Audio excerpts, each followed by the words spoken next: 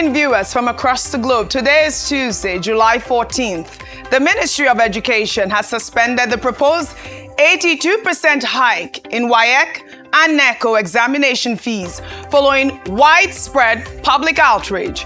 And the entertainment world is in mourning as tributes pour in for Jurassic Park legend Sam Neill, the New Zealand-born actor beloved by millions worldwide, who passed away in Sydney yesterday at the age of 78. Let's dive right in.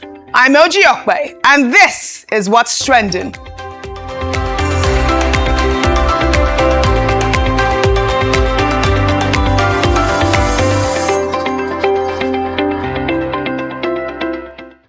Now, before we dive deeper, let's see what you're talking about right now. We've been tracking conversations on X, Facebook, our YouTube live feed, and of course, Leke. And three stories are dominating your timelines this morning.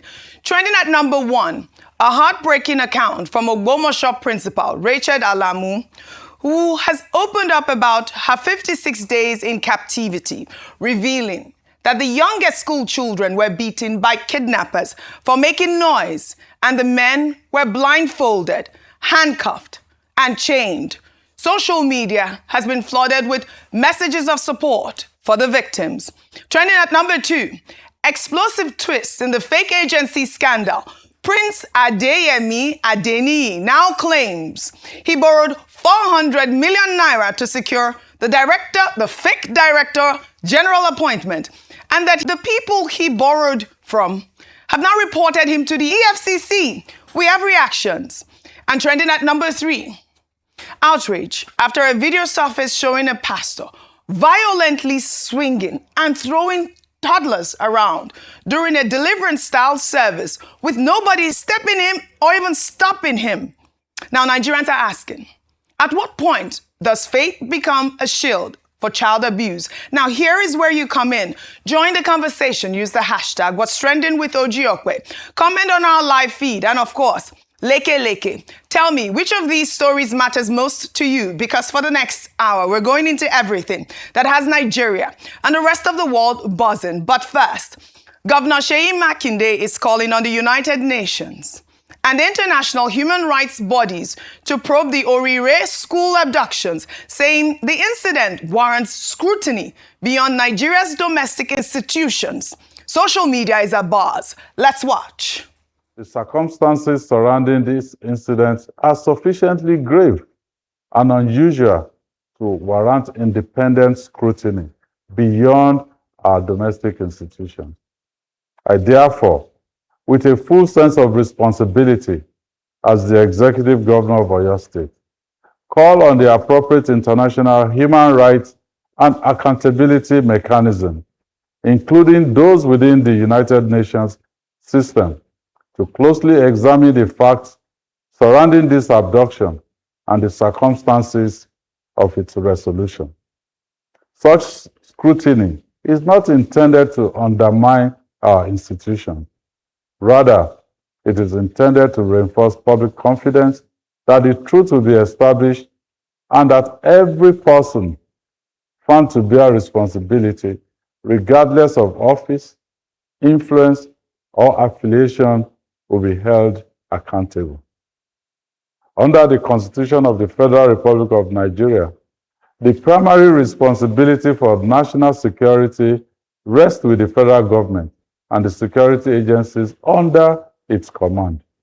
The Nigerian people, therefore, deserve a full and transparent account of what happened, who was responsible, whether there were institutional failures, negligence, or collusion at any level, and what measures must now be taken to ensure that no community is ever subjected to such an ordeal again.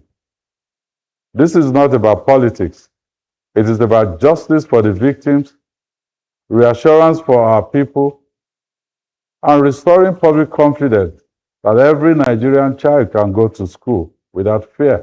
Well, Makinde's call for a UN probe is significant, and it reflects genuine concern about Nigeria's domestic accountability record.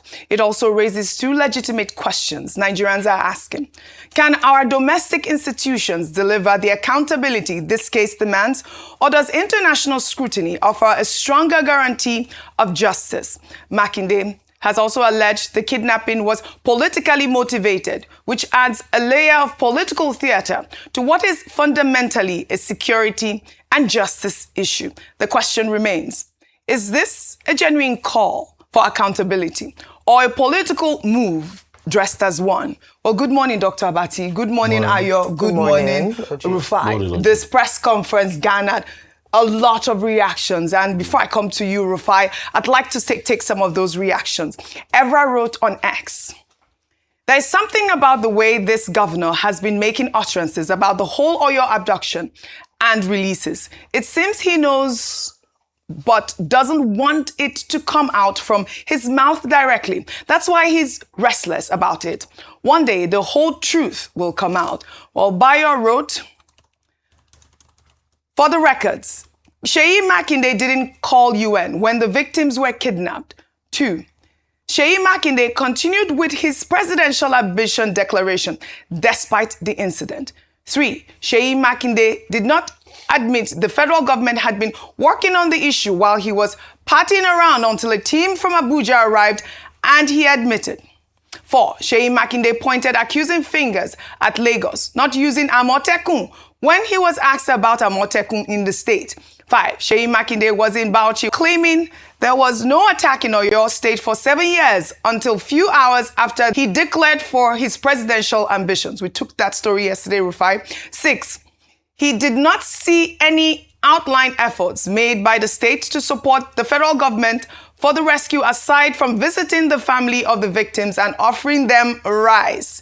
The big question is, what does Seyi Makinde want? He clearly stated what he wanted in that, press conference. But, there's so many questions that are being raised as to, why is it now that you're calling the UN? What happened at the time, the abduction happened?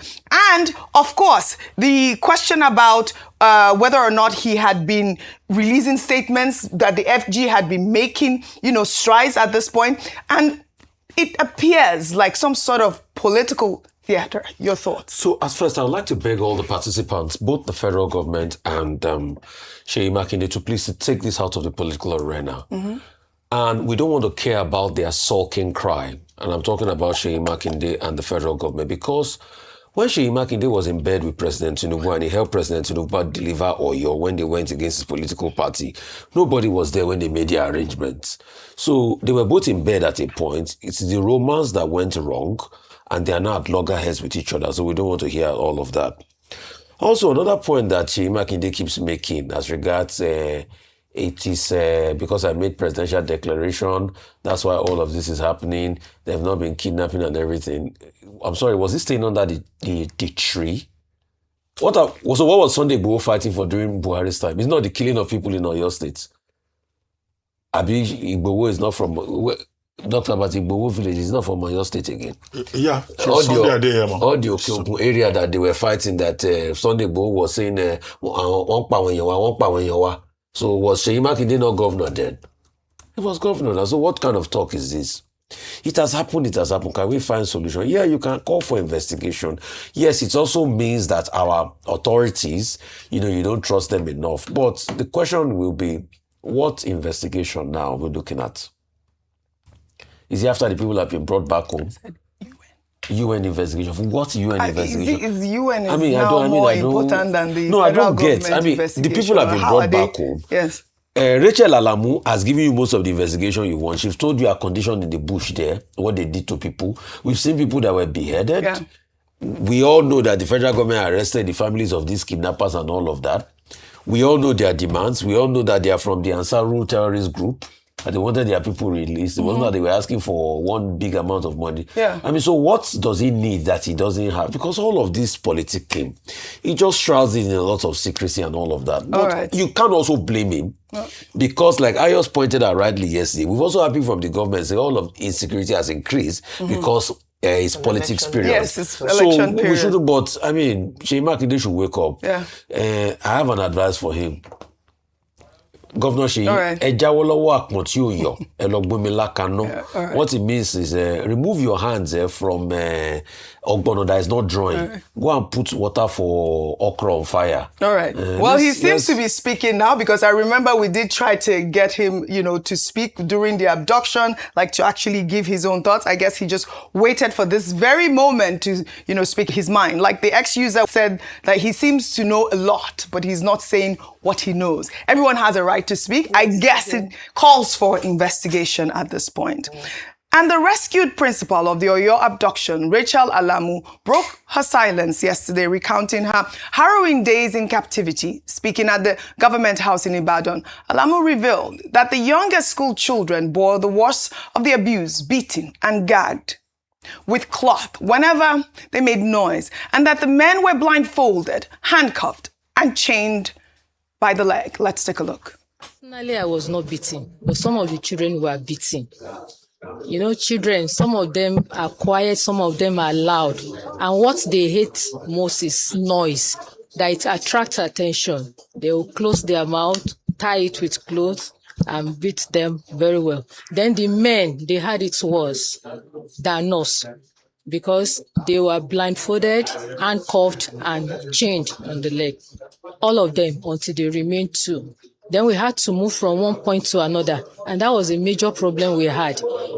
When the place is discovered, we have to move, and that starts around 7, 8 in the night. Sometimes we walk 3, 4 hours. That is most of the bruises you see on our bodies. Going to rural area will take the grace of God. With time, I've worked for 28 years. So I have 4 years. With time, maybe I can get over it. But going that far, the distance between that place and Ogbomoso is far already. So I sacrifice a lot when it comes to transportation. Now, coupled with this, I don't know what will happen. What a harrowing experience. Mrs. Alamu is now unsure whether she can return to the rural community where she worked for 28 years. And that uncertainty speaks volumes about the psychological cost of this ordeal. I like your comment on this story, because, obviously you saw on social media people sending, demanding for psychological support for all of them. Imagine children being gagged because obviously the kidnappers didn't want noise, and the men blindfolded, handcuffed, in chains for days. Your thoughts? It's very difficult to watch her account. Yes. And this is, like you said very rightly, the psychological costs of this trauma. So Nigerians have rejoiced. We've celebrated the government and security agencies. But what next? Or what happens to these survivors who are now speaking up for their story? I'm glad that Governor Seyi Makinde has said that the government will foot the bill for the post-traumatic stress support that these people will receive. And I want to add that he should also include the support of those who lost their loved ones whilst in captivity. We celebrate and honor this principal, the students. Imagine children being gagged for what comes naturally to them, making noise, just speaking and just chattering away, especially in a foreign place. We hope and pray that they'll be able to, get over this trauma. And on a final point, I don't know if she can continue working. I think she should just have an early retirement, and she should become the responsibility of the state. That is the least we can do to these people who have, in a way to compensate them for the ordeal they've had to go through. Absolutely. Well, meanwhile, Matthew Owoade, the 60-year-old headmaster of the nomadic basic school in Igbojaye, Oyo State, who was kidnapped on Saturday evening, has regained his freedom after 48 hours in captivity. A video showing the moment he was reunited with his family has made the rounds on social media. Let's take a look.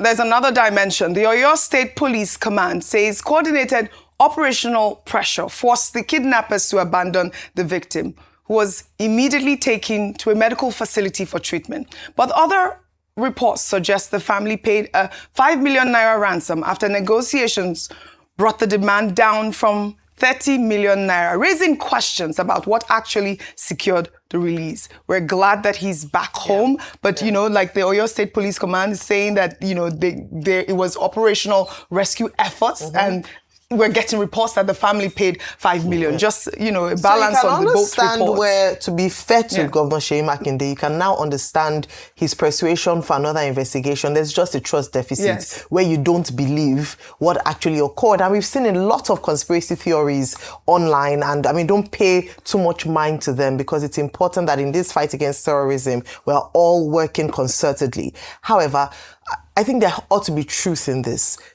In fairness, we have seen cases where negotiations for ransom has been prolonged based on the brazenness of the kidnappers, with the belief that they would not be apprehended by security operatives.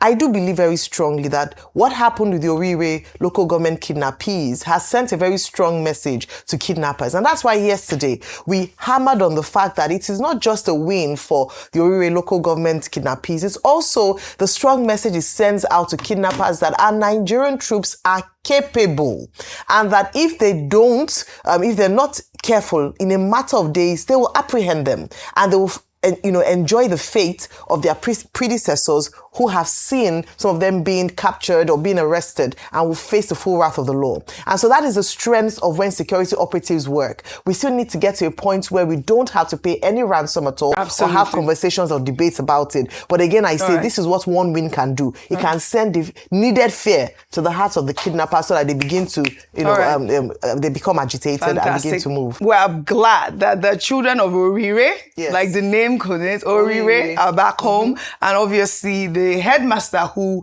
we mentioned yesterday, has been released from captivity. Meanwhile, in Osun State, Governor Ademola Adeleke has called for visa bans and economic sanctions against leaders of the opposition, stating that they have repeatedly enabled political violence in the state. Adeleke made the comments on Monday while meeting with members of the British government, alleging that certain politicians are enabling violence through their supporters, which has led to killings and attacks across the state. Now, Dr. Abati, you know that the governor's call for sanction comes amid reports of the killing of another Accord Party member, now making it 5 members allegedly killed since the kick-off of his 2026 political season. Now, I mean, I'd like your thoughts on the governor's call for, of course, visa bans and all of that, whether or not it'll make any difference, the weight that it brings, knowing that there are 5 people now that have been killed within his party just ahead of his election. Okay, quickly. First, all the gladiators in Osun State must realize that this is not just an election in Osun State. It's an election that is also attracting both local and international attention. And that is why they have a responsibility, whoever they may be, stakeholders, either politicians or the security agencies, or even the thugs or the voters themselves, that they have to give peace a chance in order for us to have a smooth, free, fair, and credible process on August 15. And that was why the British High Commission sent a team led by the senior political advisor, Wale Adebajo, to meet with the various stakeholders in Osun State. Of course, to assess the situation and to also remind everyone that, well, the international community will also be watching this election closely. So what Governor Adeleke said is perfectly in order. And this is not the first time we will hear that. Every election cycle, the international agencies and governments, whether it is US or the UK, they issue a statement ahead of the election that, look, anybody who is found guilty of violating the free will of the people and disrupting the democratic process will be sanctioned. And the basic sanction will be perhaps denial of a visa or the freezing of access of such persons in those foreign jurisdictions. So what Governor Adeleke has done is to reiterate the point and to restate his own commitment to free and fair election and peace, because he said he had told the Inspector General of Police that he should monitor Osun State closely and professionally, and that even if his own son or any of his relatives is involved in any act that will undermine the electoral process, such persons should be sanctioned by the police. Our expectation is that there will be peace in Osun before, during, and after the August 15 gubernatorial elections in that state. Well said, and Dr. all troublemakers should be so warned aforehand. Aforehand, absolutely. Meanwhile, Governor Ademola Adeleke is fired up for next month's election in his state. Addressing a congregation on Sunday, Adeleke declared that he will be singing Hallelujah on August 15th while breaking out into one of his signature dance moves. Let's take a look.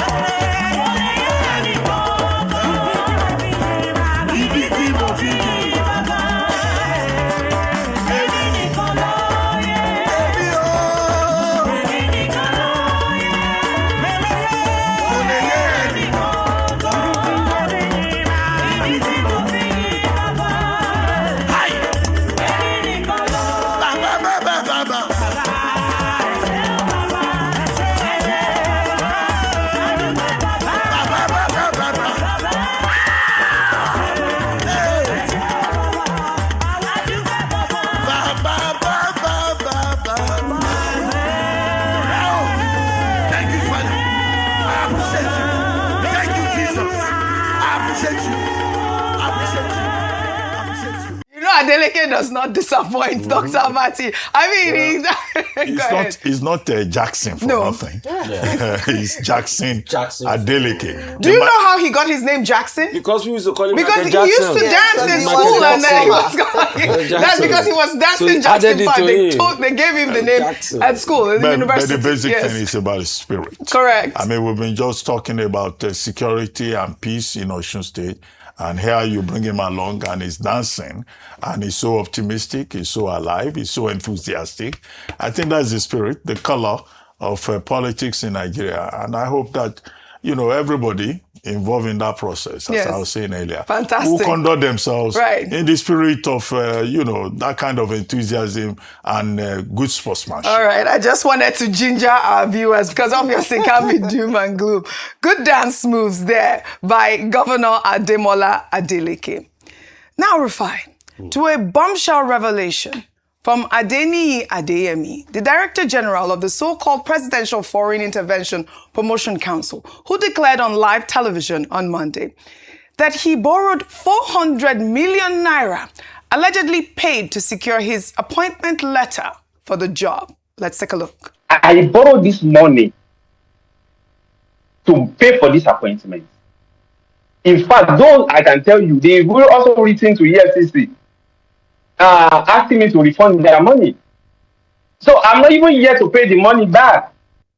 I borrowed this money. They should let us face the fact and document. This scenario is very, very unfortunate. That the way some actors in the government are taking up this matter is unfortunate and is embarrassing. Honestly, imagine the government claiming that a one man called me a corner seat, maneuver the whole system. About now is unfortunate. All right, Rufai, many online have expressed shock that he essentially admitted to bribery on live television, while others say he's playing offensive by taking control of his story by going straight to the media. I mean, we did hear that he spoke to VDM as well. I mean, we saw that story trending. And I saw another video of VDM saying, I don't believe this man at all. After I've asked him some questions, he even exonerated Femi Gbajabiamila in that clip as well. But look at this man, admitting on live television that he, paid for a letter. How is that possible? Yeah, he admitted I paid for a letter, but that's not the only thing he also said in that interview. He said a lot of things in that interview. He asked salient questions. What happened to Tani Mola? Why is it that the hotel where Tani Mola was killed was demolished afterwards and was leveled? Where's the investigative report? Where's his dead body? Can we ascertain the cause of the accident? Can we investigate a little bit further? Because this was also the intermediary. He also asked that, and he also did say that for every authorization he got, he would just call Tanimola and they will make approvals for him to be able to go wherever he wants to go. That's where he went to the EFCC office. How come that the EFCC was ready to give him an office based on what he said that he was supposed to pay 300 million for once the institution kicked off? How come he got passes? How come he was able to get that office complex? These are the questions we've not answered. And that's why we are calling for an independent investigation into this matter. At first, you see, for us to unravel all of this, we must know the remote cause of Tanimola's death. We must know what transpired. As he said, that why is it that a place where he died, the place was leveled? Can we, wherever Tanimola's death body is, can it be exhumed? Can there be forensic reports and investigations? Can we know the remote and attended cause of his death? Then can we now press the investigation further, how all of these loopholes happened? Then he also talked about the, what's it called that he got? He said that even they said that they were going to perfect the letter when the money was fully paid. So he admitted, yes, to bribery on live television and all of that, but Tanimola has the rhythm for us to be able to know where these monies and all of this has gone.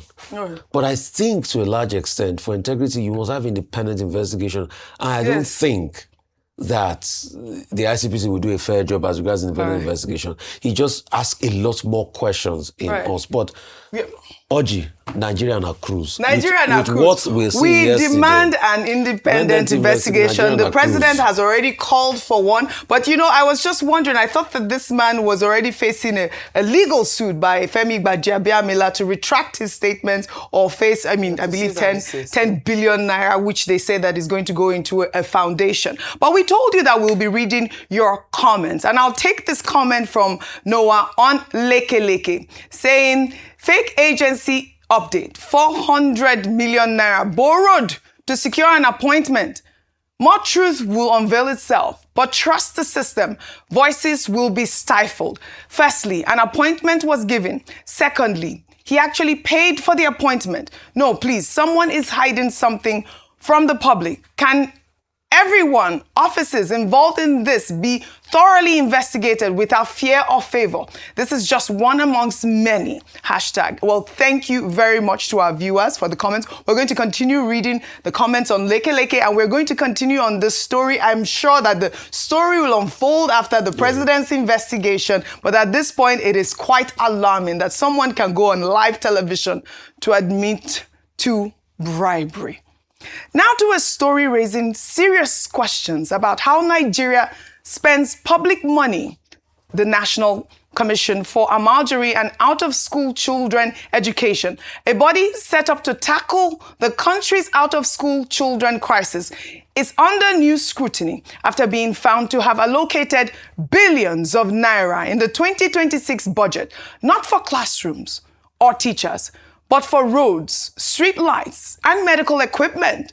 Line items under the National Commission for Amalgary and Out-of-School Children budget show 1.4 billion naira for one road in Abeokuta, Ogun State. Other items show over 2.1 billion naira for two roads in Katsina State, while another line item allocates 1.4 billion naira to a single road in Ekiti State. The commission was initially set up to reduce Nigeria's 18 million out-of-school children, the highest number in the world, raising questions about these external projects, which are clearly outside its primary mandate. Well, Dr. Bati, budget experts have criticized the distortion in the budget, saying allocating projects outside an agency's responsibility weakens accountability while shifting resources from where they are most needed.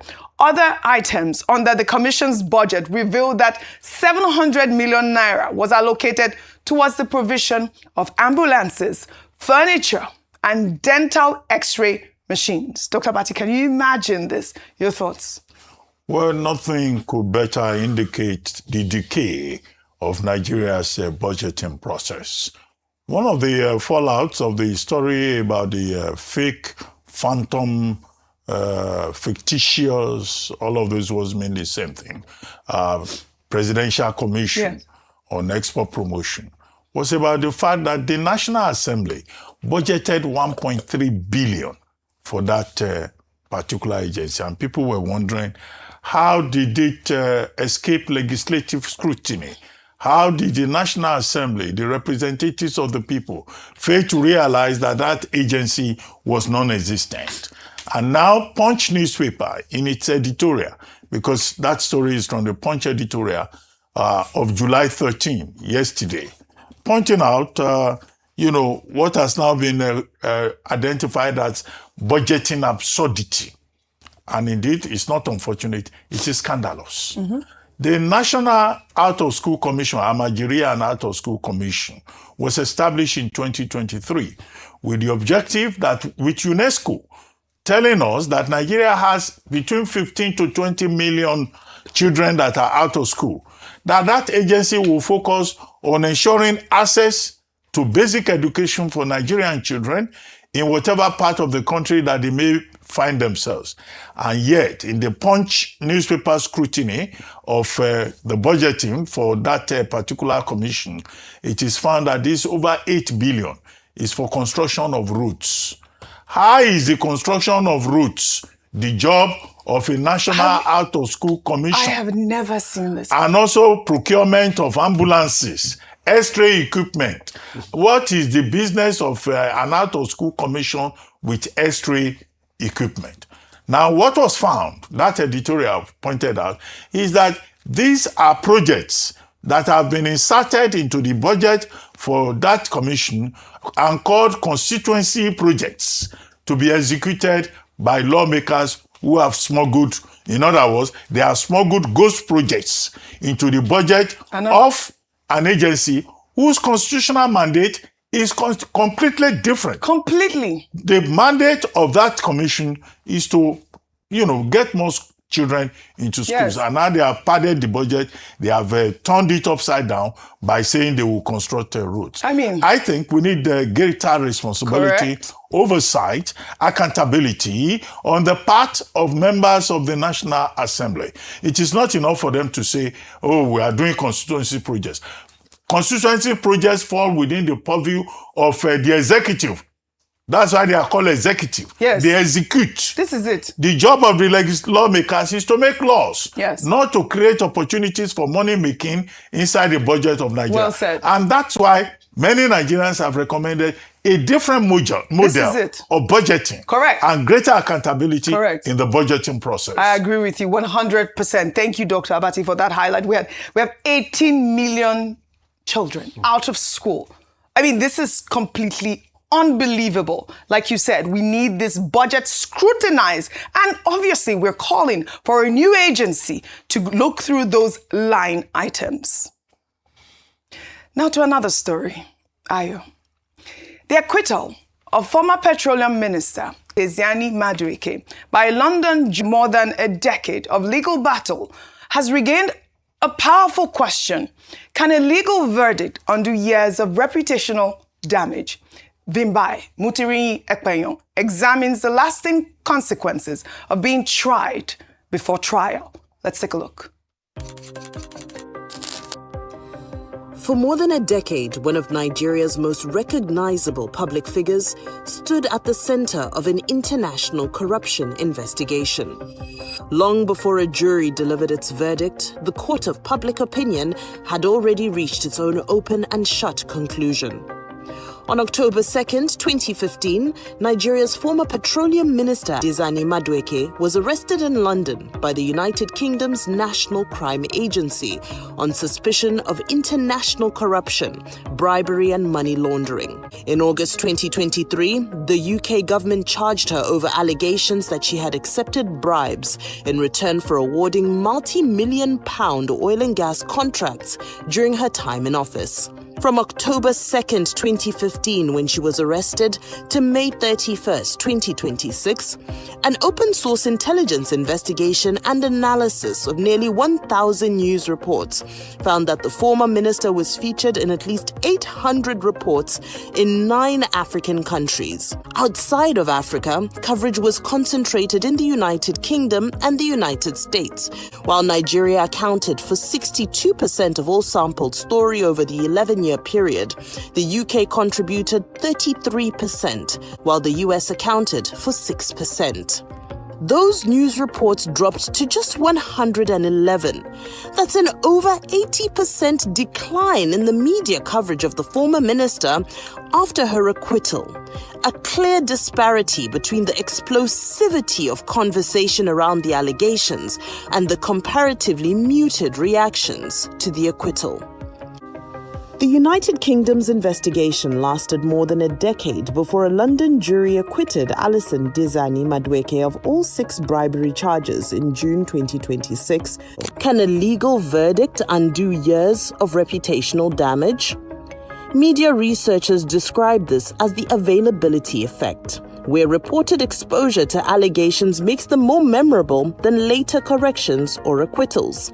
For the individuals involved, the consequences can extend far beyond the courtroom.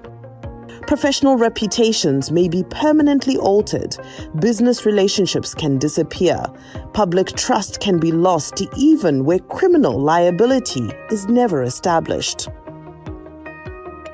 The law may determine guilt, but public opinion often determines legacy. The question this case leaves behind is larger than Diezani Madueke, larger than the NNPC and the professionals whose careers were stained, and even larger than all those businessmen whose names have been dragged through the mud. Can a legal verdict undo years of reputational damage? Thank you to Vimbai Mutere for bringing this story to limelight. Your thoughts really quickly. You had her report there. I mean, there were so many, there was a lot of coverage on her allegations, but now we have a verdict and everything's quiet down. Your thoughts really quickly. Very well done to Vimbai for this report, and spot on. The truth is that not just this report, but a number of scholarly articles, including one done by the Organization for Security and Cooperation in Europe, which is the largest regional security organization in the world, had detailed the effect of protracted legal cases, the effect on the person involved, the effect on the judicial process, and the effect on their family members and associates, as was mentioned in that report. Can they get their lives back? This was 11 years since, I believe, October of 2015, when this case first came to limelight, and then just discharged and acquitted this year, 2026. Now, the only thing I would say is that it's important, yes, while it's a matter of public interest, to be careful about public trial and to ensure that these people and the purpose of the justice system is not lost, which is an opportunity for not just punishment, but a rehabilitation. And we rob some of these people of the ability to be reintegrated or rehabilitated if found innocent of charges against them, as was the case in the bribery case against Diezani Alison Madueke, to rehabilitate and be able to gain their reputations back. And that is where we see these conversations going on. So, of course, the main outcome of this is how can we improve the justice system, not just in the United Kingdom, but here in Nigeria? How can we, but minimize media trial? How can we maintain the principle of law, which is that a person is deemed innocent until proven guilty? Right. There are still questions around, matters that she still has to answer. Right. But the important case is in this particular matter, she was found she was discharged and acquitted, and it took 11 years to get to that decision. And not just her, but a number of associates, including her brother, who is a cleric, who is a man of the cloth, was also affected in terms of reputational 11 years is a long time, so it's not just in Nigeria that the wheel of justice grinds slow as well. But across the world. Also, all of those people that were mentioned in the Vimbai's report have been acquitted, including some, people within the NNPC. And it'll take me to this story where Edo North Senator Adams Oshiomhole had strong words for the Nigerian National Petroleum Company Limited on Monday, reminding the group that they are a government agency and should be accountable to the people. Oshiomhole made the comments during a committee hearing at the National Assembly. Let's take a look. Distinguished Senator Ningi made this point. Mr. Chairman, sir, even the President of Nigeria, His Excellency President Bola Ahmed Tinubu, he does not delegate his finance officer to present annual budget, which is prepared by financial gurus. Because we are three independent arms of government. Postponed. So if President Bola Ahmed Tinubu will leave the villa to address the Senate President as chairman of the legislative arm and the senators and the House of Rep, I have difficulties why NNPC is too big, they are bedridden, there are no medical certificates and so on. May they not be bedridden for too long so that the country can move on. I still think that there is something NNPC is not getting, namely that you are an agency of government and we are representative of the people, and you cannot afford to behave as if you consider yourself higher than the representative of the people. We have political authority. But whatever the chairman decides, I accept. But it seems to me that NNPC still have this wrong notion that they are bigger than the system, and I refuse to accept that. This was explosive. You know, Rufai Oshiomhole once called for the arrest of former group CEO Mele Kyari after he failed to appear before the committee to explain how that 210 trillion naira was unaccounted for from 2017 to 2023. I can't talk about the 210 trillion. Yes, because which one? Like I said, that money looks very bogus and ridiculous, and I don't think on paper NNPC made that money. But please, whatever they may say and Oshiomhole may say, my concern is we must account for the over $3 billion spent on the refinery. People cannot just come and put wool in our eyes. They said they spend money on refinery is not working today, and we're just looking. Yes. And just that money must come out. Yes. I think that's that is it, really. And Oshiomhole has been quite vocal, even though the Senate had tried to, caution him about words that he can say. But this is Nigeria's, what do we call it? Wealth. We need to know really what is going on within the NNPC and all of that. Well, at this moment, we would like to take a moment to share our thoughts and prayers for Korede Fashina, one of our brightest editors at Arise News and producer of What's Trending, who lost his son, Korede Fashina, who died suddenly on Friday, July 10th, after a brief illness. We at Arise News mourn his loss. Our deepest condolences are with Korede and his entire family during this very incredibly difficult period. May his soul rest in perfect peace. He was only 17 years old, and it came obviously as a huge shock to the entire family. And we've had prayer sessions with the family, and of course at this moment we're going to try to continue to support the family in every way that we can. I know that the family wants a lasting legacy for Korede, so we're going to try to either create a borehole system to remember his name, and he was loved. He was truly, truly loved. I don't know, Dr. Bati, do you want to just give a quick... Very sad indeed. Yes. Korede is one of our most hardworking editors, and for this to happen to him, it's really very unfortunate. So we commiserate with him and the family. Yes. And we pray that this kind of tragedy never happens again. Right. Yeah. At this moment, Really sad. May his soul rest in perfect peace, and thank you for your support. I mean, it's I know you have an excellent working relationship. Yes, we do. Yeah. He's one of our brightest at Arise News, and like the saying goes. Someone never dies. The person you truly love never truly dies. They remain in your heart. They continue to remain in your heart. And that's what... the memory of those you love is to live forever. It's to live forever. Thank you for that. And Korede will surely live forever. May his soul rest in peace. Now under milestones. Today we celebrate the founding chairman and editor-in-chief of This Day Media Group, and our very own Arise News, Prince Nduka Obaegbena, as he marks his 67th birthday today, July 14th.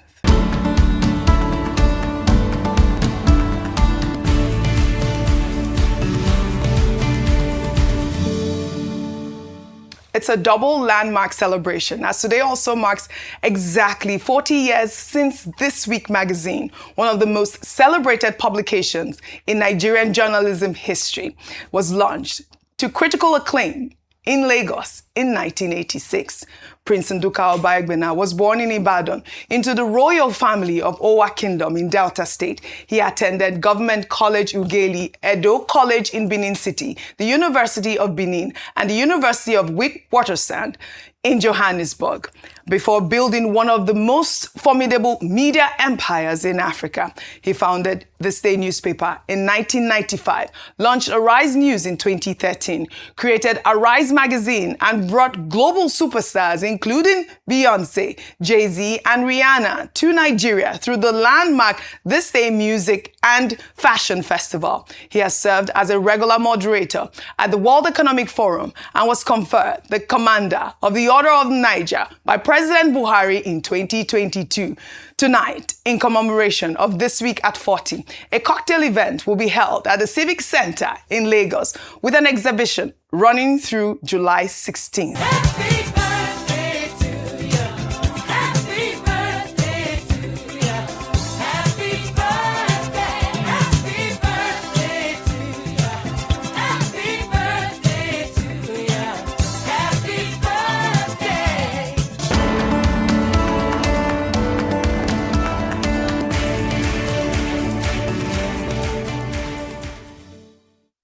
40 years of bold generational journalism and 67 years of a life lived with intersection of media, culture, and nation building. Prince Nduka Obaegbena has given Nigeria a voice on the world stage, and Arise News is part of that legacy. Happy birthday to the chairman. I call him the Duke of Owa Kingdom, and congratulations on 40 years of This Week. Huge congratulations. Congratulations. Really. Ikira.